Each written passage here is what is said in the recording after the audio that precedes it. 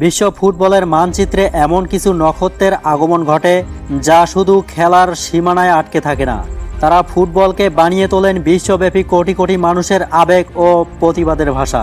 বলছিলাম স্পেনের ১৯ বছর বয়সী তরুণ বিস্ময়ে লামিন ইয়ামালের কথা। ২০ বছরের আগেই ইউরোপ কাপ ও ২০২৬ ফিফা বিশ্বকাপ জিতে যিনি ফুটবলের ইতিহাস নতুন করে লিখেছেন। কিন্তু তিনি কি কেবল একজন তারকা ফুটবলার, নাকি ইউরোপের বুকে ছড়িয়ে থাকা কোটি মুসলিমের অদম্য সাহসের প্রতীক? আজকের ভিডিওটি অনেক রহস্যময় এবং তথ্যবহুল হতে চলেছে, তাই ভিডিওটি না টেনে শেষ পর্যন্ত দেখতে থাকুন। মাঠের পারফরমেন্স দিয়ে তো সে বিশ্বকে মুগ্ধ করেছেই, কিন্তু বিশ্বজুড়ে মুসলিমদের হৃদয়ে সে চিরস্থায়ী আসন করে নিয়েছে তার সাহসিকতার জন্য। বার্সেলোনা লা লিগা জয়ের উৎসবে উন্মুক্ত বাসে যখন হাজার হাজার দর্শকের উল্লাস, ঠিক তখনই লামিন ইয়ামাল হাতে তুলে নেন ফিলিস্তিনির পতাকা। বিশ্ব গণমাধ্যম ও পশ্চিমের নানা রাজনৈতিক চাপের তোয়াক্কা না করে এক অবরুদ্ধ জাতির পক্ষে তার এই অবস্থান পুরো বিশ্বকে স্তব্ধ করে দেয়। গাজা থেকে শুরু করে বিশ্বজুড়ে ফিলিস্তিন প্রেমীদের হৃদয় ছুঁয়ে যায় এই ১৮-১৯ বছর বয়সের তরুণের একটি মানবিক ইশারা।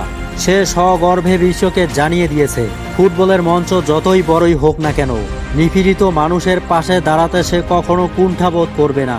তার মতো আপনারাও যদি ফিলিস্তিনের নিপীড়িতদের পাশে থাকেন তাহলে কমেন্ট করে জানাবেন।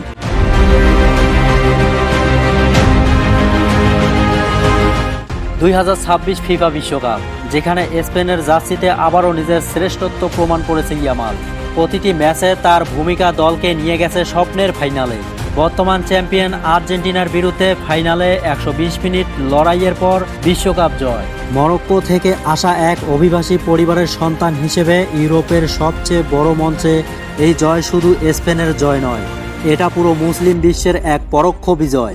ইয়ামালের মতো অভিবাসী ও মুসলিম তরুণের প্রতিনিয়ত যে বৈষম্য ও বর্ণবাদের মুখোমুখি হতে হয়, তার যোগ্য জবাব সে দিয়েছে বিশ্ব জয়ের মাধ্যমে।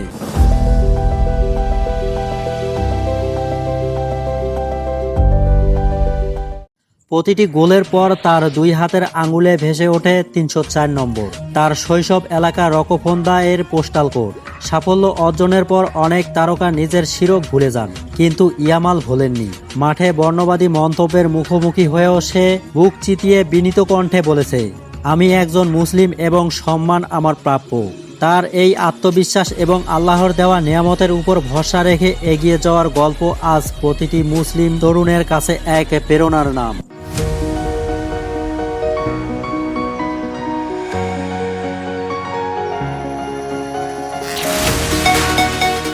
লামিন ইয়ামাল প্রমাণ করেছেন, সাফল্য অর্জনে বয়স কিংবা ব্যাকগ্রাউন্ড কোনো বাধা হতে পারে না। নিজের পরিচয়ে গর্বিত থেকে নিপীড়িতদের পাশে দাঁড়িয়েও কিভাবে সাফল্যের চূড়ায় পৌঁছানো যায়, সে তার বাস্তব রূপ। ২০২৬ বিশ্বকাপ ও তার ফিলিস্তিনের প্রতি ভালোবাসা আমাদের মনে করিয়ে দেয়, সত্যের পক্ষে এবং নিজের পরিচয়ে অটল থাকলে জয় একদিন আসবেই। পুরো ভিডিওটি কেমন হয়েছে কমেন্ট করে জানাবেন এবং ভিডিওটি লাইক দিয়ে উৎসাহিত করবেন। এমন রোমাঞ্চকর এবং ইতিহাস নিয়ে ভিডিও পেতে চাইলে পেজ হলে ফলো করুন এবং চ্যানেল হলে সাবস্ক্রাইব করুন।